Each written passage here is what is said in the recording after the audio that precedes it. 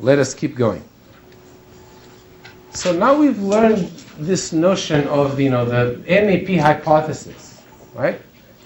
And if you imagine, a beautiful world where there's unlimited data and no computational resources, this is all you need. You're done, right? Because you can use the following brute force learner.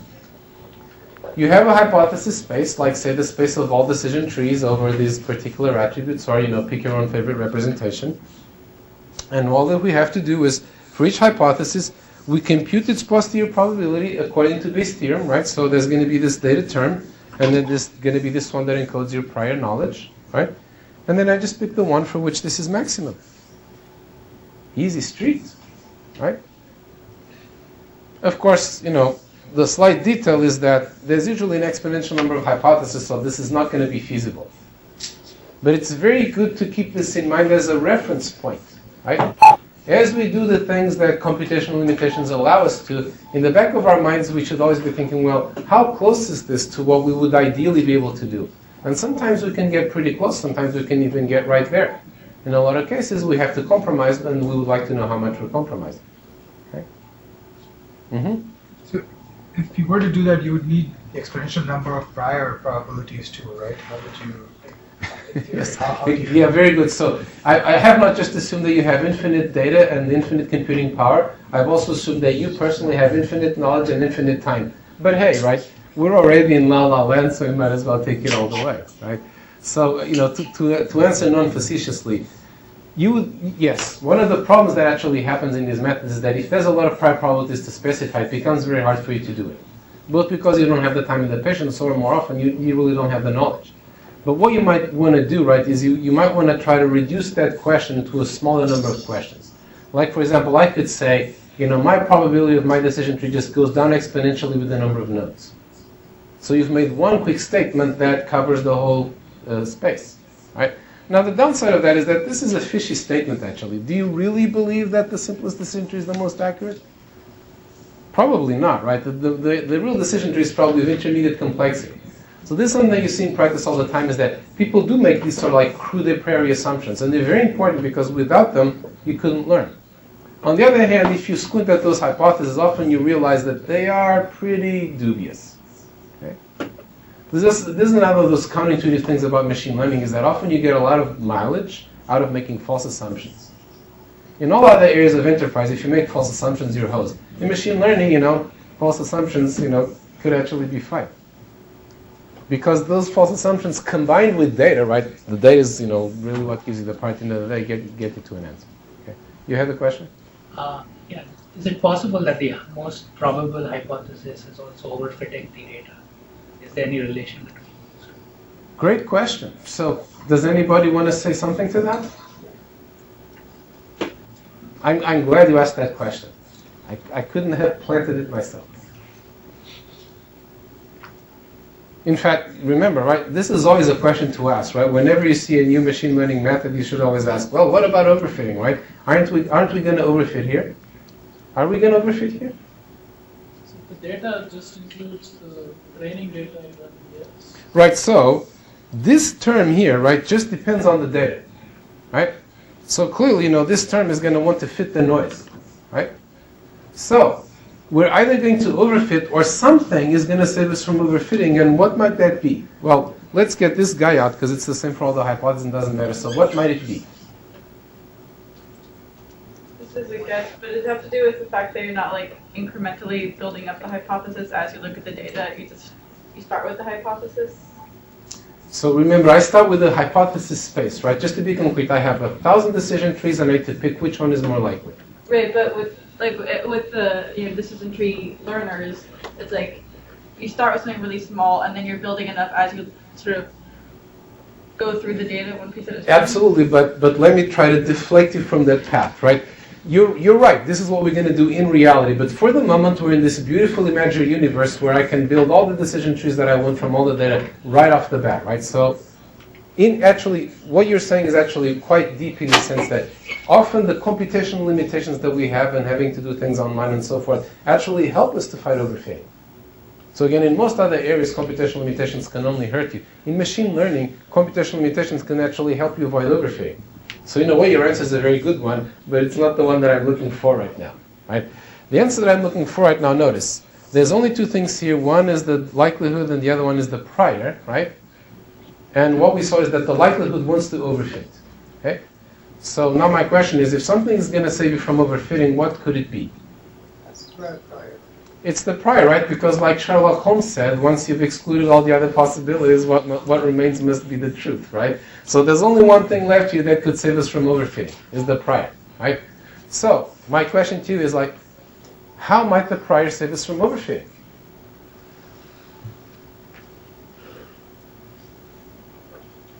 Right, overfitting means that I just pick the hypothesis that best fits the data. But overfitting is when that's not the best hypothesis. So how could I return the best hypothesis even though it's not the one that best fits the data? It has to be because I said a priori that I prefer that hypothesis. Right? Let's say that H2, right, is higher in likelihood than H1.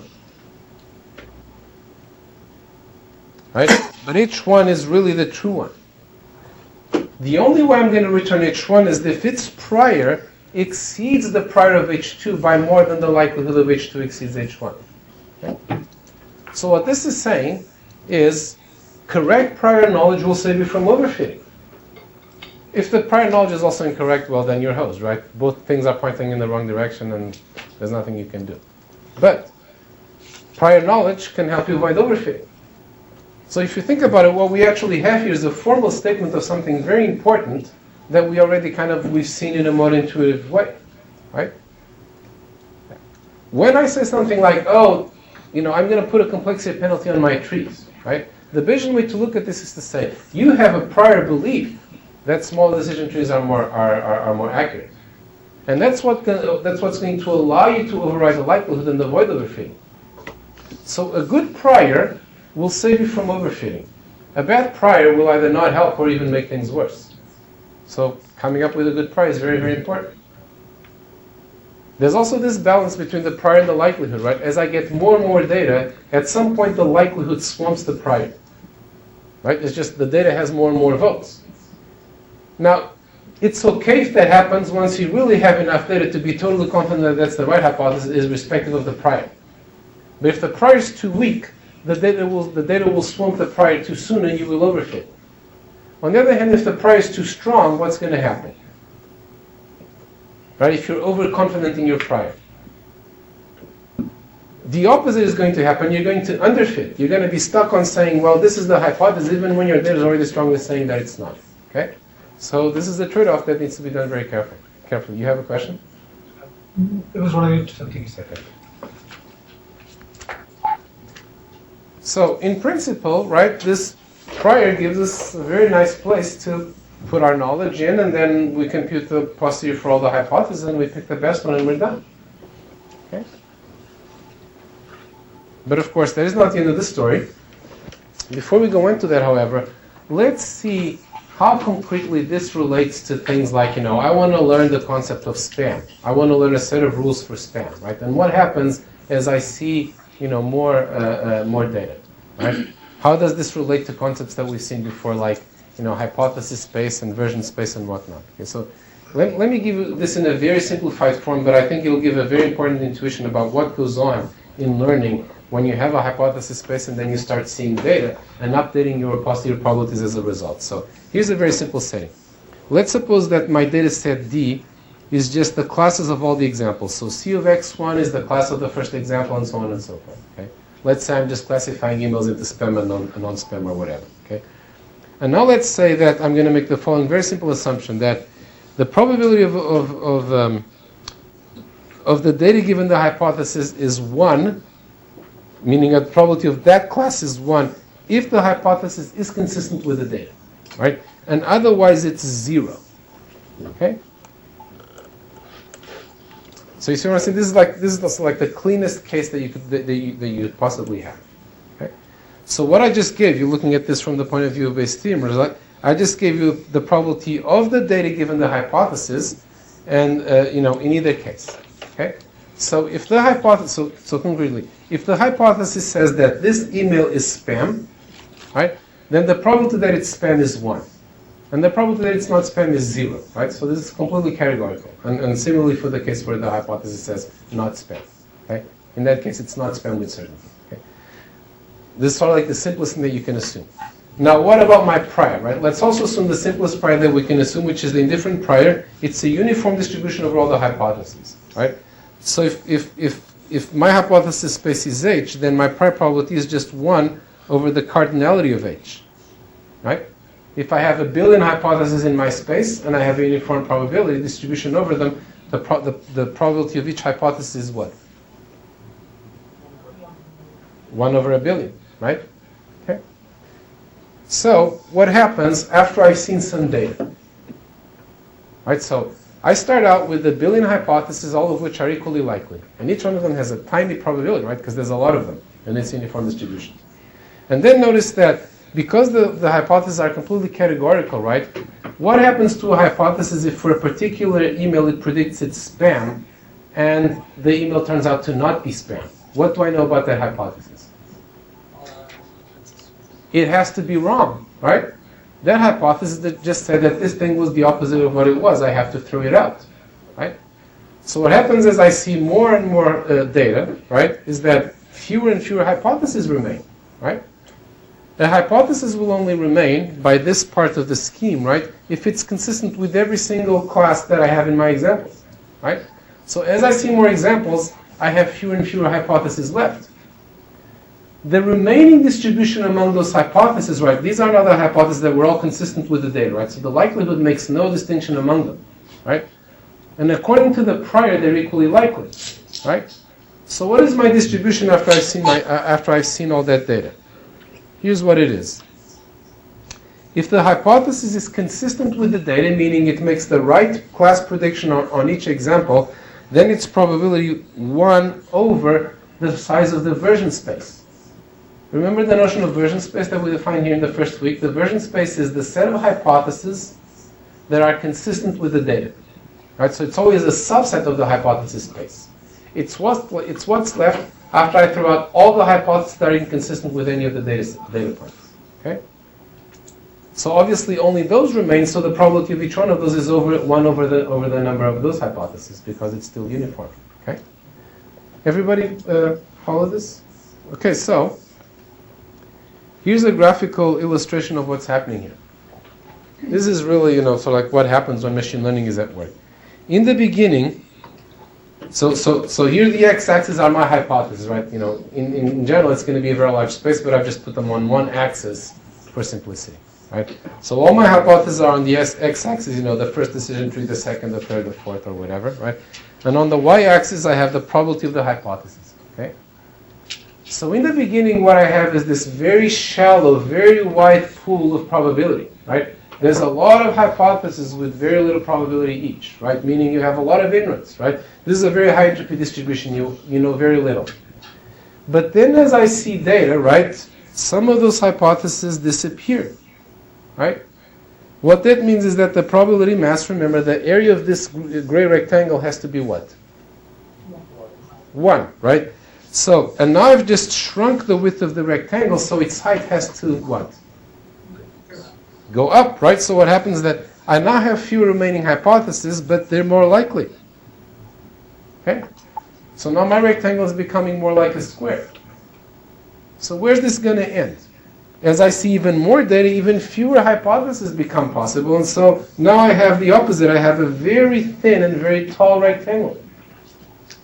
And on a good day, in fact, this ultimately is what's called a delta function, which is non-zero everywhere except at that one right hypothesis.